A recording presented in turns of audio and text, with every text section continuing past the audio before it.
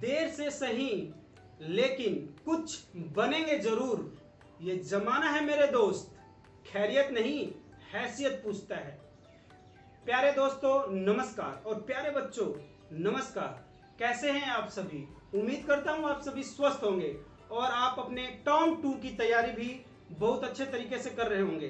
प्यारे बच्चों मैं आपको बता दूं, जो टर्म 1 के जो मार्क्स हैं उतने महत्वपूर्ण नहीं हैं, उतने इंपॉर्टेंट रोल प्ले नहीं करेंगे जितना कि टर्म 2 है। यू कैन एक्सपेक्ट कि ज्यादा 15 या 20% जो मार्क्स हैं वही आपके काउंट किए जाएंगे फाइनल असेसमेंट के लिए। तो टर्म 2 के लिए बिल्कुल जी तोड़ मेहनत कर लीजिए। तो जैसा कि मैंने आपको बताया कि ये जमाना है दोस्त, खैरियत नहीं हैसियत पूछता है। तो आंखों में सपना लिए हुए आईएएस बनने की हमारे एक विद्यार्थी ने ठानी है जिनका नाम है रेखा। इनसे आपको हम मिलवाते हैं। और ये अपने पिता की दूसरी लड़की हैं। इनके पिताजी जिंदल में कार्यरत हैं, बहुत बड़े पोस्ट पे नहीं है, एक साधारण से कर्मचारी हैं। और आपको बता दूं कि एक छोटी सी सैलरी में आज के समय में बच्चों को पढ़ाना बहुत ही मुश्किल का काम है। लेकिन मैं उन माता पिता को सादर नमन करता हूं, साधुवाद धन्यवाद कहता हूं कि जो अपने बेटी में बेटों से कोई भी अंतर नहीं रखते, उनको भी उतना ही दर्जा देते हैं जितना कि एक बेटे को मिलना चाहिए। उनको भी उसी प्यार लाड और दुलार के साथ बड़ा करते हैं, अपॉर्चुनिटीज देते हैं, जिसके कारण उनकी बेटियां भी उनका नाम रोशन करती है। तो उन्हीं बेटियों में से एक बेटी है रेखा। ये हमारी भी बेटी है, हमारी भी बहन है, क्योंकि 2018 बैच में थे आप, तो 2018 की बैच में ये ऐसी लड़की है जिसने मतलब मेहनत करके एक मतलब बहुत ही अच्छा परसेंटेज गेन किया है। तो मिलिए इनसे। सबसे पहले मैं जानना चाहूंगा रेखा, तुम ये बताओ कि आजकल क्या कर रही हो? मैं बीए ऑनर्स कर रही हूँ जियोग्राफी से और मेरा मोटिव है यूपीएससी क्लियर करना। ओके, यूपीएससी क्लियर करना। जैसा कि जब ये आई थी तो जनरली क्या होता है प्यारे बच्चों चाहे प्यारे दोस्तों, ये प्री इंटरव्यू नहीं होता, कुछ प्लानिंग नहीं करके हम आते हैं। जस्ट समय में से समय निकाल के मैं पहले ही बोल देता हूँ, बेटा आपको अगर समय हो तो आ जाना, जरा बच्चों को मोटिवेट करना है, so will shoot a video. तो ये आ जाती हैं और बस नीचे रहते हैं, सब कुछ रेडी करके बोलता हूँ आ जाओ, क्योंकि भाई समय सभी का कीमती होता है, चाहे आपका समय हो चाहे मेरा समय हो। तो हमारे पास इतना समय नहीं है कि पहले से प्री प्लान करें, एक्टिंग करें और फिर आपके पास चीज़ों को प्रस्तुत करें। तो इन्होंने बताया कि यूपीएससी क्लियर करना है, तो इसके लिए सबसे पहले तुम्हारे बैक इन द माइंड पहले से ही विचार चल रहा था कि भाई यूपीएससी ही करना है मुझे?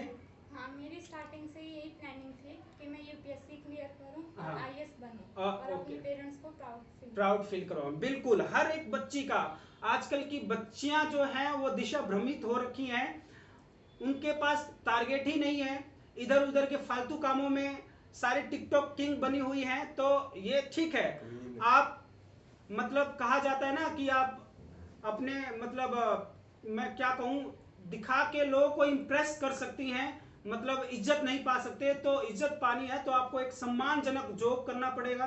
जैसे कि अब भाई आप टिकटॉकिये बन गए, फेसबुकिये बन गए, यूट्यूबिया बन गए और मतलब ऐसे ही मटका रहे हैं, हंस रहे हैं और फालतू की चीजें दिखा रहे हैं, तो ठीक है आप फेमस हो सकते हैं, लेकिन इज्जत सम्मान आपकी कोई नहीं करेगा। यदि आपको इज्जत और सम्मान पाना है तो इज्जत और सम्मान वाले ही काम करने पड़ेंगे।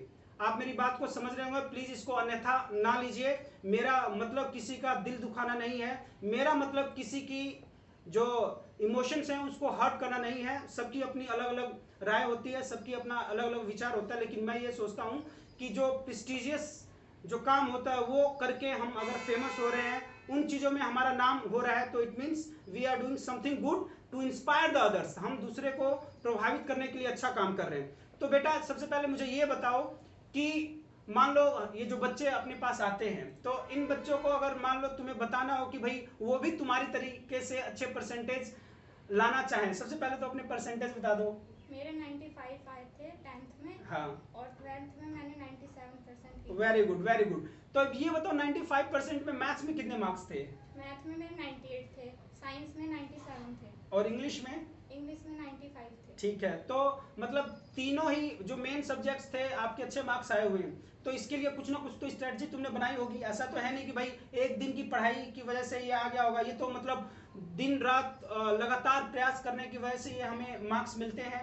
स्ट्रेटजी तो सब बनाते हैं, लेकिन उसमें अमल करना बहुत कम होता है। इसके लिए विल पावर या इच्छा शक्ति होनी चाहिए। यस। सबसे पहले सुबह 5 बजे मैं उठती थी। हाँ, वो कैमरे में। हाँ। सुबह 5 बजे उठती थी हम्म। और पहले माइंड को रिलैक्स कीजिए, तभी आप पढ़ सकते हो। माइंड को रिलैक्स किया, फिर साइंस पढ़ती थी, क्योंकि सुबह जो पढ़ा हुआ होता था वो हमेशा याद रहता है। मैथ तो मैं टीवी देख के भी आराम से करती थी। इसके अच्छा। लिए मैं कह नहीं सकती कि स्ट्रेटजी चाहिए मैथ के लिए। अच्छा, मैथ्स तो तुम्हारा मतलब बस फेवरेट सब्जेक्ट था, जिसके कारण मतलब तुम कभी भी कहीं पे भी हाँ। उसके कंसेप्ट जान के कर सकती थी। साइंस में मेरी बायो वीक थी, जिसके लिए भैया से मैंने कितनी बार कहा था। अब भैया ने मेरी बायो स्ट्रॉन्ग की थी। Okay okay, thank you. तो कहने का मतलब यह है कि चीज़ों को प्रैक्टिकल तरीके से, चीज़ों को समझ के हम अगर करेंगे तो ज़्यादा अच्छे से कर पाएंगे। हाँ। तो वैसे तो अब ये बोलेंगे कि मास्टर बायो भी पढ़ाता है क्या? तो कहने का मतलब 10th तक तो सारे सब्जेक्ट्स में अच्छे से तो एक्चुअली जो मैं टीचर हूँ, I am the teacher of mathematics and English. लेकिन हाँ ठीक है, अपने इंस्टीट्यूट पे हम जो मैथ, साइंस एंड इंग्लिश तीनों की ही कोचिंग देते हैं। तो अब मुझे ये बताओ, एक स्ट्रेटजी तो ये होगी that we have to get up early in the morning. सुबह मतलब अगर हम जग के काम करते हैं तो बढ़िया काम करते हैं। बढ़िया काम करते हैं। दूसरा हमारे पास 10th में वैसे टाइम तो था नहीं। हाँ। सुबह हम 6 बजे के निकले, शाम को 5 बजे घर पे घुसते थे, क्योंकि हाँ। हमारी एक्स्ट्रा क्लासेस लगती थी। फिर 7 बजे फिर इंस्टीट्यूट आओ, हाँ। फिर जाओ, फिर रिलैक्स हो। टाइम तो हमारे पास होती नहीं थी। फिर हम रात को जितना हम दिन में पढ़े होते थे वो रिवाइज करते थे, और जो रिवाइज किया हुआ सुबह वापस रिवाइज करते थे, ताकि हमारे कॉन्सेप्ट क्लियर रहे। और जितना करो अच्छे से करो, जरूरी नहीं है कि एक दिन में सारा कर दो। Very good very good. देखो भाई, ये जो लड़की बोल रही है this is not pre plan. अब पहले इसकी बात समझो। ये कह रही है कि भाई हम दिन स्कूल में भी काम जाते थे, इंस्टीट्यूट पे भी आते थे और फिर रात को रिवाइज भी करते थे। तो कहने का मतलब throughout the day they used to be busy in the studies. मतलब पूरे ही दिन, जब आप 10th क्लास में हो तो आपको पूरे ही दिन पढ़ाई करना पड़ता है। लेकिन अभी भी कुछ बेवकूफ बच्चे रो रहे हैं कि हम इतना पढ़ते हैं, इतना पढ़ना पड़ा। रहा भाई, पढ़ना पड़ा तो किसको दोगे ये पढ़ाई? अपने लिए ही तो पढ़ रहे हो। आप पढ़ोगे, अच्छे नंबर आएंगे, तो जितना आपके मम्मी पापा ने इन्वेस्ट किया तो वो सारा पैसा उनको ये लगेगा ना कि हम अच्छे जगह हमने इन्वेस्ट किया है।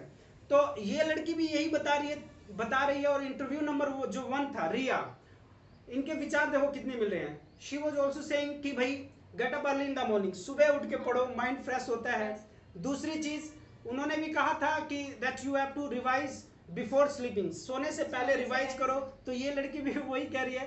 तो कहने का मतलब जो सफल व्यक्ति होते हैं उनकी जो हैबिट्स होती है इट रिमेन्स सेम, हमेशा सेम रहती हैं। तो यदि आप भी सफल बनना चाहते हैं तो आप मतलब मेहनत करना स्टार्ट कर दीजिए। 2 स्ट्रेटजी होगी। तीसरी स्ट्रेटजी अगर मैं पूछूं भाई लिखने में, अब ये तो है नहीं कि भाई तुम्हें जितना आता था तुमने वहां परोस दिया और नंबर मिल गया। लिखते कैसे थे? लिखने की भी एक फॉर्मेट होता है। पहला अगर डायग्राम क्वेश्चन होता है, उसको पहले डायग्राम बनाओ, फिर लेबल करो, फिर जिस चीज का डायग्राम बनाए उसको नीचे शो करो, फिर उसको डिफाइन करो या एक्सप्लेन करो। उसके बेस पे ही हम अपने कॉन्सेप्ट समझा सकते हैं, और इससे हमारे एग्जामिनर पर इंप्रेशन अच्छा बनता है। Very good. तेरे को अभी भी याद है क्या? एक्चुअली क्या होता था, जब मैं टेस्ट लेता था तो ये लोग जैसे डायग्राम बनाते थे तो भाई तीर कहीं पे भी लगा दिया, इधर लगा दिया, उधर लगा दिया, आगे लगा दिया, पीछे लगा दिया।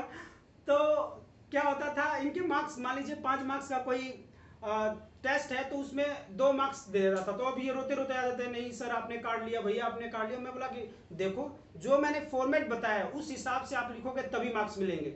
आप डायग्राम बना रहे हो तो उसके नीचे लिखना है, लेबल करना है कि that this is the diagram of heart, ये किडनी का डायग्राम है। और जो लेबलिंग होती है बिल्कुल सीधे, जैसे कि मान लो हमने कोई भी चीज बनाया तो बिल्कुल ऐसे करके कि वो पर्टिकुलर पार्ट किस चीज का है, दूसरा नंबर वो किस चीज का है। तो ऐसे हमें लेबलिंग करनी आती है कि सामने वाले को दिखते ही मतलब इंप्रेस हो जाए और मतलब उसकी कलम जो जितने मार्क्स के लिए आपके क्वेश्चन है फुल मार्क्स आपको दे दे। यही चीज है।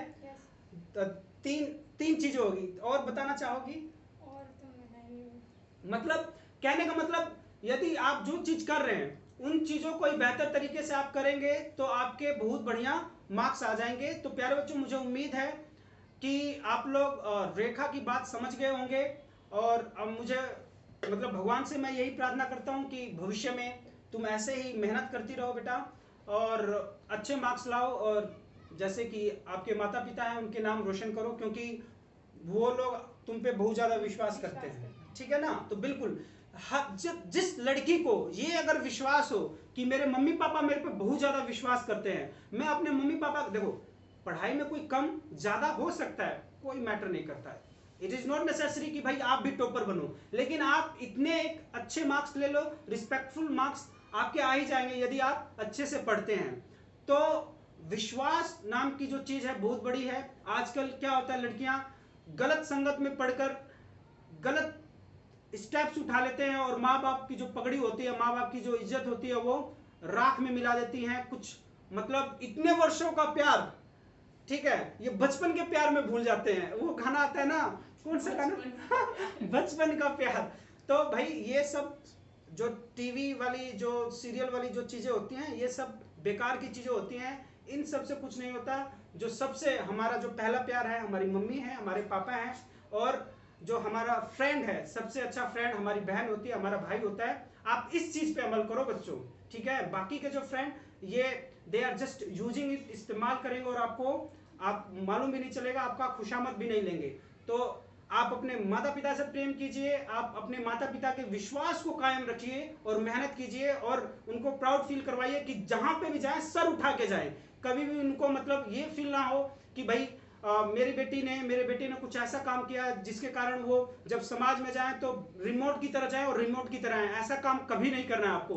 काम ऐसा करो कि 10 लोग भी बोले कि देखो भाई रेखा के पापा जा रहे हैं, देखो भाई प्रिया के पापा जा रहे हैं, रिया के पापा जा रहे हैं, प्रेम के पापा जा रहे हैं। तो कहने का मतलब ऐसा काम कीजिए कि फक्र से आपके माँ बाप चले, रास्ते पे चले तो लोग उनका सम्मान करें। और उनका सम्मान जब हम एक एज हो जाती है, फॉर एग्जाम्पल कि हम 7वीं 8वीं क्लास में पढ़ने लग जाते हैं और ताउम्र जब तक हम रहते हैं तो हमारे माता पिता का नाम हमारे नाम से चलता है। तो कुछ ऐसा काम कीजिए कि आपके माता पिता आपके नाम से जाने जाएं। तो ठीक कह रहा हूँ? ठीक है भैया। हाँ बिल्कुल बिल्कुल। तो मेरी बेस्ट विशेष आशीर्वाद है कि बेटा Thank तू, you भैया। हाँ बेटा तुम बहुत आगे बढ़ो और इसी तरीके से अपने मम्मी पापा का नाम रोशन करो। Thank you for coming. और दर्शक है उनको नमस्ते कह दो। नमस्कार। नमस्ते।